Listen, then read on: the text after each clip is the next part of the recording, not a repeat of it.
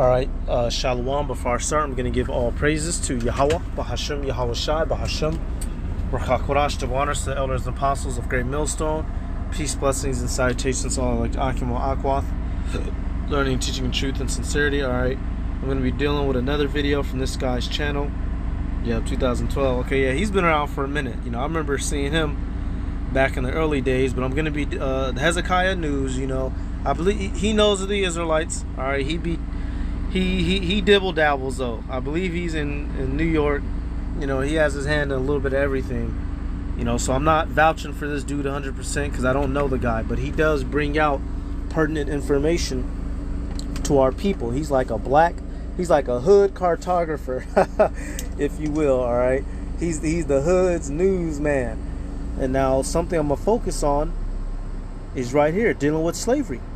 He's been putting up images from the history of some of the dealings that we found ourselves having to deal with during the slave trade, the transatlantic slave trade, showing you, you know, this man Esau Edom, as much shit as he wants to talk, man, this dude broke us down systematically and physically, and he's very much responsible for this, and he knows this, but he doesn't want to pay that toll. But that's too bad. All right, now we're gonna read some of these and we're gonna get some scriptures. All right, one thing that I can't stress enough, y'all, slavery was not that long ago. 3 people ago you potentially would have been a slave. What do I mean by that? 3 generations ago. All right, some of us were born earlier than others, like myself. My great granddad, I was able to still meet him, and my great granddad didn't pass till I was in my 20s. So you know, he was around for a minute, and so you go back one more person.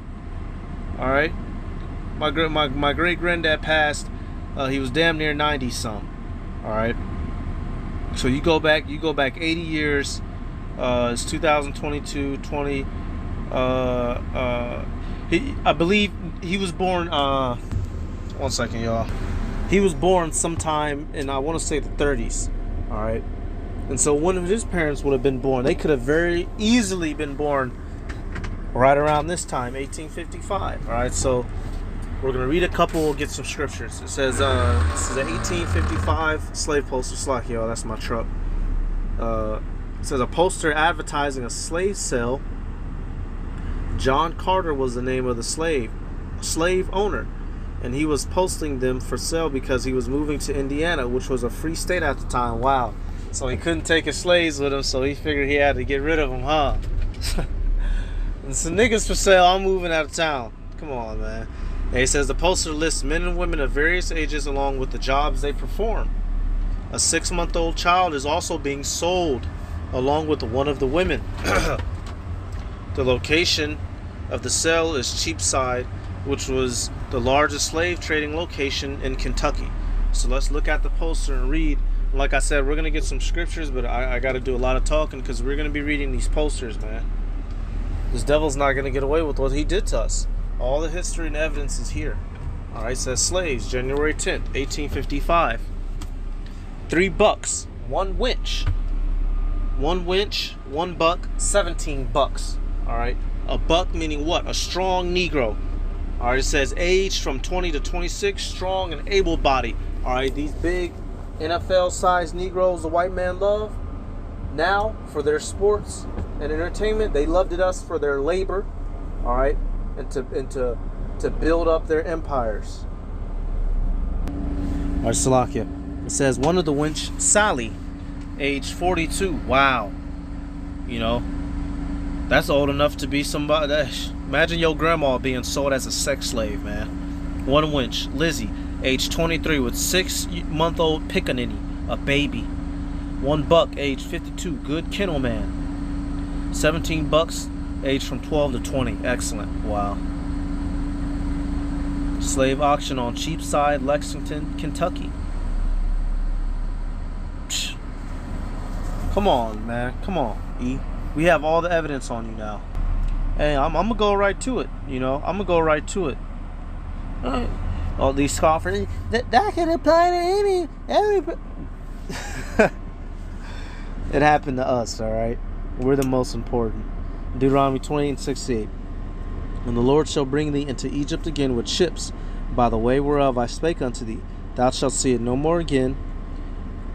And there ye shall be sold unto your enemies for bondmen and bondwomen, and no man shall buy you. That word buy there is redeem. Alright, use your head, use your brain. If we're being sold as slaves and no one bought us, that defeat the purpose. Alright, this means that nobody would redeem us out of captivity.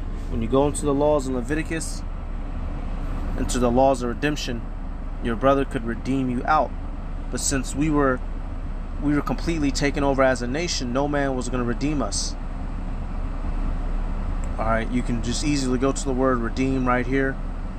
You go to Leviticus, the 25th chapter, and it explains it all. But I brought that out to show you. Damn it.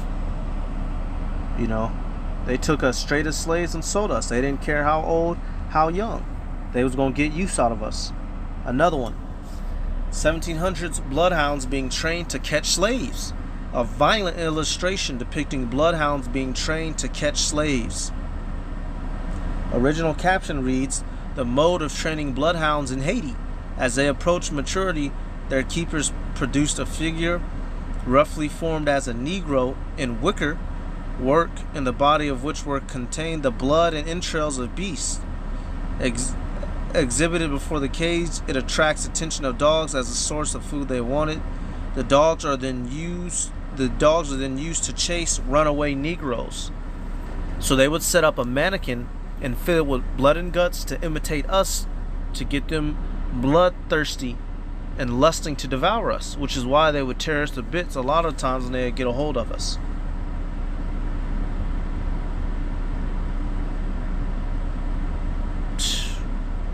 Can't make this shit up, man. Another one right here. My black woman named Emily. 1953 reward poster for runaway slave. A poster advertising a reward for a runaway slave named Emily. The slave owner lists a physical description of Emily along with the items of clothing that she took with her. The reward is, says, that may have been spelled wrong, tiered, so that if she is found nearby in Kentucky, the reward is 100. If she was recovered in Ohio, the reward climbed to 300. It says Kentucky 1853. Alright, this is 1850s, y'all. Not that long ago. You know. 17 years of age, well grown, black color, has a whining voice.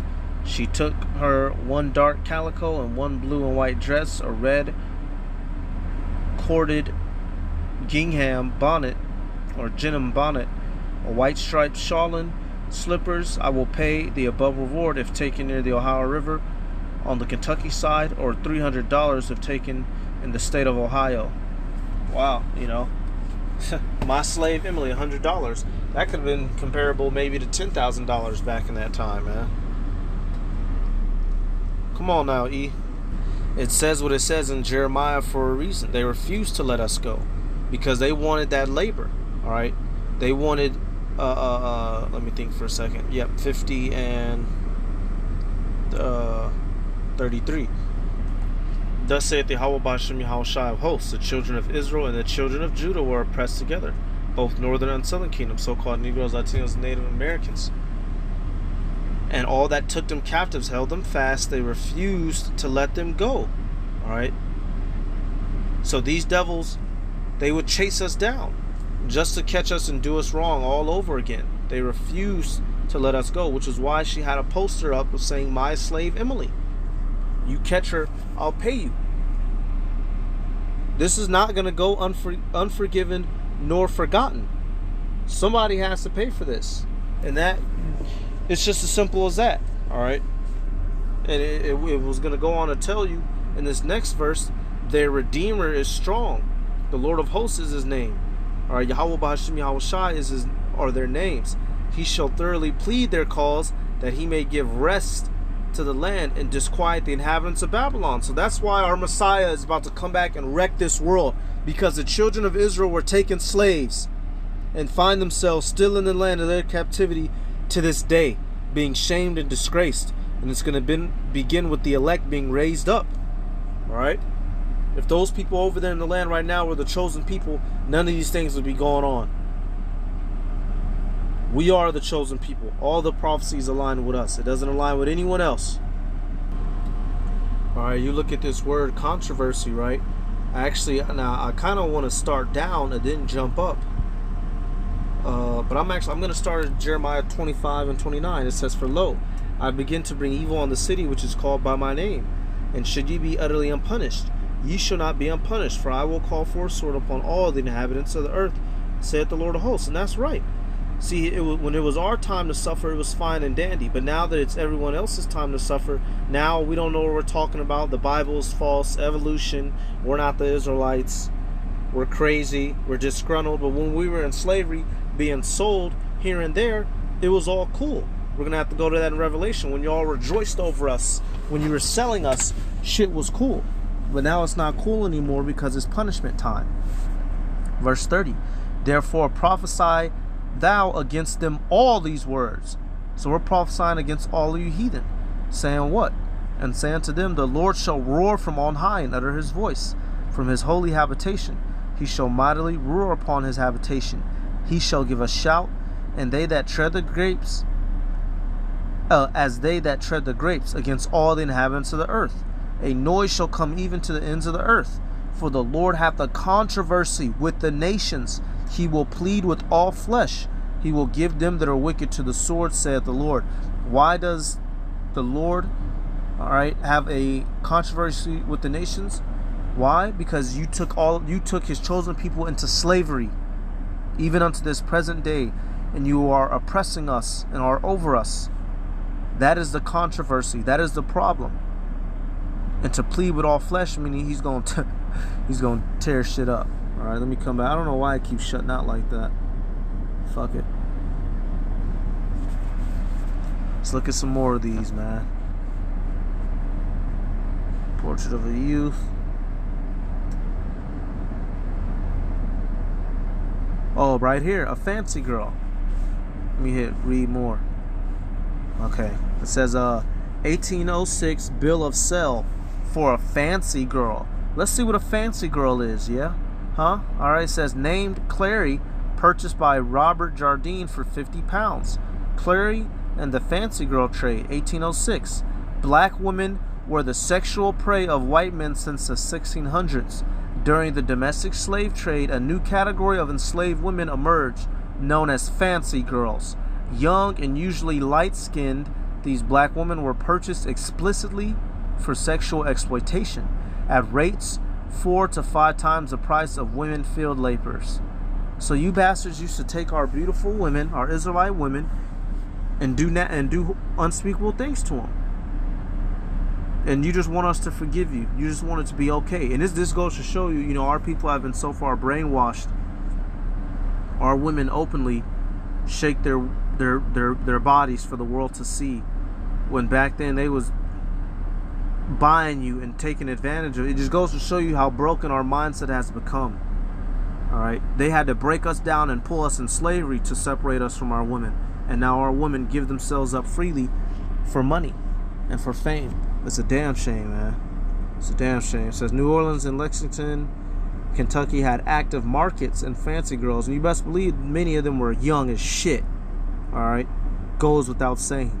It says beautiful young girls and women, often mulatto or quadroon, who were sold not as domestics but as concubines.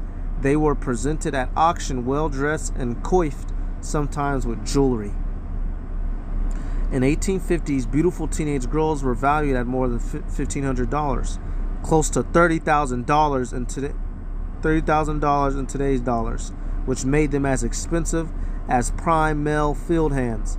Buying a fancy girl was a status symbol for traders, gamblers, and saloon keepers, because New Orleans attracted a large population of gamblers, debauchees, and revelers for carnival. It was the largest market for those girls and young women who were sent there from the Upper South. So if you type in his channel, I'll let you read this whole thing. But there's a couple more, so we gotta get through it. And it just goes on to describe it, man. Now, some of these girls could have been terrorists. They're talking about how, Some of these girls would have been tares, and some of them would have been Israelites. All right, it just is what it is. But it just goes to show you this man's ruthlessness. There you go, selling our women, fancy girls. You know. Hey man, we gonna bust your head, man. Okay, right here. Wow, one of the comments says, I read about this and watched movie documentaries. It is also sick. It is sick that this happened. Babies were also killed. Yeah, so you killed our babies. Yep. If the women happen to have babies, you'd probably kill them because you don't want that son to grow up and kill you. Hey, you devils got a lot to pay for. All right, I did a video dealing with Nat Turner. Let me see.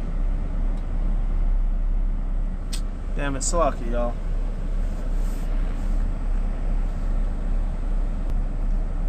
So you keep freezing on me.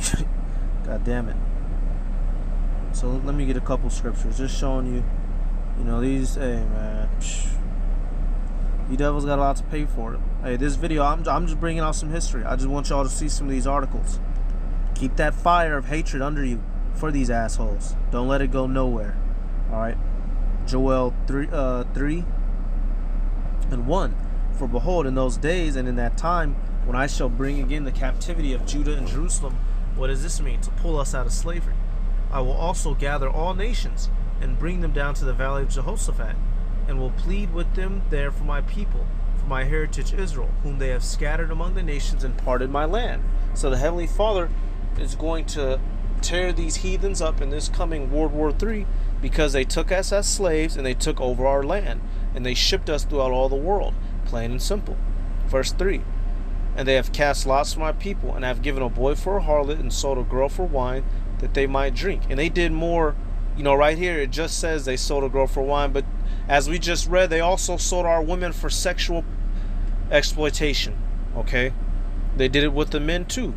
Sold young boys for a harlot, meaning what? You go watch the movie Uncle Tom's Cabin, you see you had the little dancing boys painted with gold and silver. Alright? We were commodities. Our life and body was an object for their use. Say I'm lying. Say I'm lying. You devils have a lot to pay for. You don't get to do this to a people and skate off into fucking Disneyland and NFL, okay? And get Tesla cars. It don't work like that. There will be justice for this. June 6, 1836, broadside announcing the sale of enslaved persons in Mercer County. Broadside announcing the sale of 6 or 8 enslaved people in Mercer County, Kentucky. The broadside consists of printed black text on one side. I'm gonna read the picture. Public sale will be sold to the highest bidder for cash in hand on Tuesday the 14th day of June at Robards and Curd store, about 3 miles from the mouth of Dix River, Mercer County. 6 or 8 likely Negroes to satisfy a decree or judgment of the Jessamine Circuit Court. Wow, so the courts were involved. Going to show you this whole land is corrupt, man. This system is not for us, y'all. This is the land of our captivity. We were brought here to suffer, man. Charleston slave badge from 1801. A copper, let's see, a circular copper slave badge. Slave badges. Boy, you number 108, boy. You from the Charleston plantation. That was your fucking number. And what does that go on in today's time? The prison numbers. You're not known as a person. You're known as a number. We gonna break you fucking devils, man. You brought us down. You did this to us. We're gonna do the same to you. Matter of fact, let me get this out of Revelation, and then we're gonna go to Obadiah before I forget. All right, Revelation. See, now that we're bringing out all this history, you know, you want to call us the bad guys, but you're the one who did this to us. All right, you're the one who did this to us. So Revelation 11. We're gonna go to. Yep. We're gonna start at verse 8.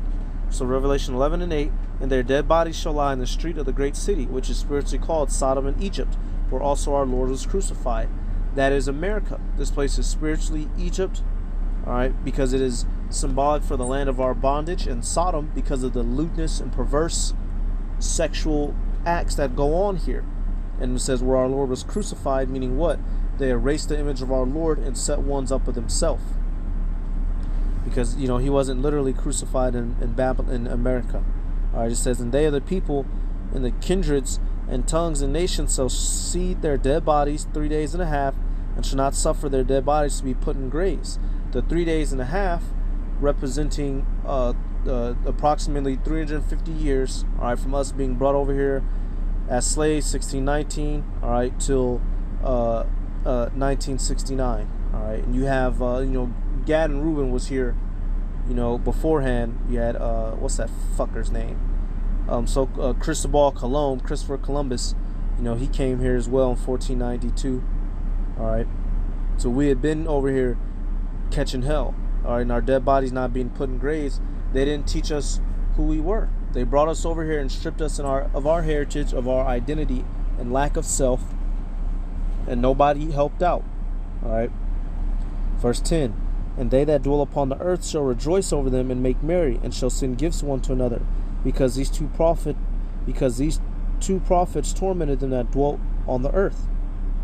So the nations were glad that we were in slavery, and they traded us freely and built up their kingdoms off of our backs, because when we are in our power, we're able to we have spiritual power by way of Yahweh Bashem Yahweh Shai and prophecy and the word of the Lord, and they know that we can cause damage. So when we're not in our right order and the prophets are down and out, King David's down and out, the mighty men are down and out, they make merry over us and they lord over us. All right. Let me see if I got anything else here, man. We got all the evidence on you motherfuckers now. I think that was the last one. You know, he got all kinds of stuff up. Recently he been dealing with that, showing you how, you know, how these motherfuckers had us, y'all. So I'm gonna get one more though. Out of damn, let me think. Obadiah 1 and 10. Alright, the time is coming where you're gonna have to pay for this, E. Obadiah 1 and 10. For thy violence against thy brother Jacob, shame shall cover thee, and thou shalt be cut off forever. And the day that thou stoodest on the other side, and the day that the strangers carried away captive his forces, and foreigners entered into his gates, and cast lots upon Jerusalem, even thou wast as one of them. Alright, this was dealing originally, you know, when we got invaded by the Babylonians, it tells you in First Esdras and in a couple other places, the Edomites was right there cheering them on. And they actually came down, the Edomites came and burned down the temple. You know, so you're going to pay for what you did for to thy us. violence. Don't you ever think you're going to get away with this, nigga. You white nigga. You Edomites, you're not going to get away with this. There's too much evidence on you. Fancy girls. We're going to show you fancy. We're going to fucking chop you in half. That's going to be fancy. How about that? Alright, so just a real quick video. Just wanted to highlight some of this. Alright, let me give all praises to Yahweh, Bahashim, Yahweh Shai, Bahashim, Rakakorash, the honors to the elders and apostles of Great Millstone. Peace, blessings, and salutations to all like the Akim wa Akwath, learning, teaching, truth, and sincerity. Shalom.